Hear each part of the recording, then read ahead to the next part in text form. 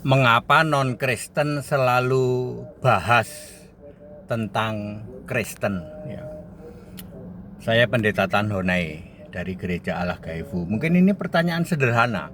Mengapa dari non-Kristen selalu membahas, menghujat terhadap kekristenan? Kenapa ayo? Ya. Ya. Kalau HTD yang jawab sederhana. Apanya yang mau dibahas dari mereka, wong semuanya gugur? Apa yang mau dibahas dari keyakinan mereka? Gugur semua. Agamanya gugur karena tidak memenuhi syarat sebuah agama. Ya, nggak punya syariat. Syariatnya kan jiplak dari Taurat. Nabi aja nggak punya, nabi semua jiplak dari Taurat. Kitabnya tidak memenuhi syarat kitab suci, gugur juga karena tidak ditulis oleh nabi dan atau rasul. Ya, nabi nggak bisa milih sendiri. Ya, syariat juga jiplak. Surganya juga. Ya, seperti itu ya. Tuhan Allahnya bukan roh, tidak memenuhi syarat sebagai Tuhan Allah. Apa yang mau dibahas dari keyakinan mereka? Nggak ada. Mereka akan membahas kekristenan yang jelas Tuhan Allahnya jelas, Yesus Kristus. Ya, kitab sucinya jelas, PL dan PB memenuhi syarat kitab suci. Surganya memenuhi syarat surga. Divine ya, Allahnya roh.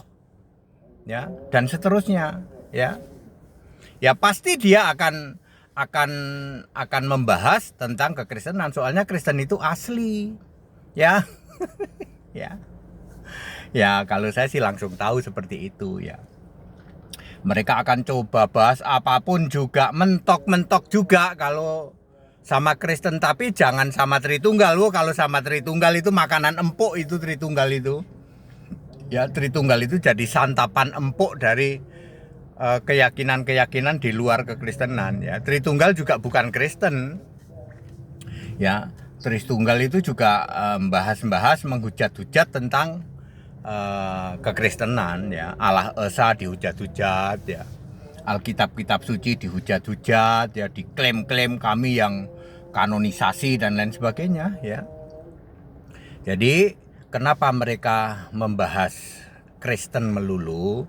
Ingat ya Pak, Kristen itu kalau Tuhan Allahnya Yesus Kristus. Sebagai orang Kristen memuliakan Allah dalam nama Kristus itu.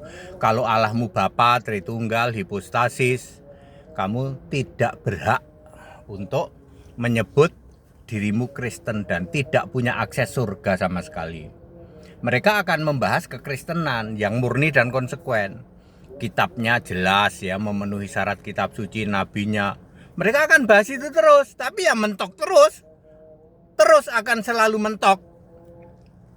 Ya, apalagi kalau ketemunya dengan pendeta HTD. Bapak Ibu Saudara, nanti tanggal 6 September ya, saya akan ke Jawa Timur. Ke Surabaya dan ke Malang.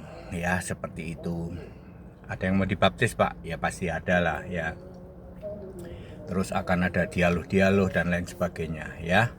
Ini sedang kita atur teknisnya ya, tentang tempat dan lain sebagainya ke Malang dan Surabaya ya.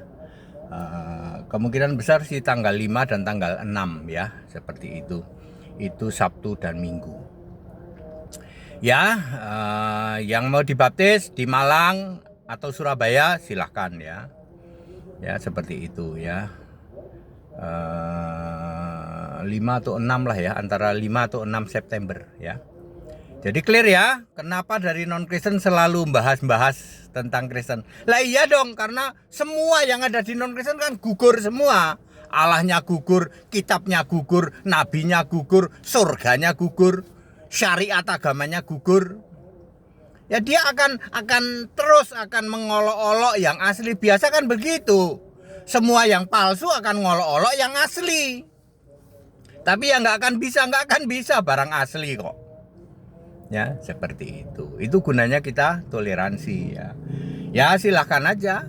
Nggak capek-capeknya dari pagi sampai pagi hujat-hujat terus. Yesus bukan Tuhan, Yesus bukan Allah. Halah kuno, ya no. Mending kamu pikirin, kenapa ya Allah kami kok bulan sabit, kenapa Allah kami kok pribadi, kenapa ada 3. Nah itu harus Anda pikirin. Ya, kenapa Allah kami tidak esa? Allah kami esa, kalau esa harus roh. Tidak mungkin pribadi esa, nggak mungkin. Ayo, bisa jawab kalian? Tritunggal kayak apa kayak, bisa jawab? Kalau Allahmu tidak roh, tidak mungkin esa. Very very clear ya. Kita Indonesia, kita Pancasila, toleransi harus. Haleluya, amin.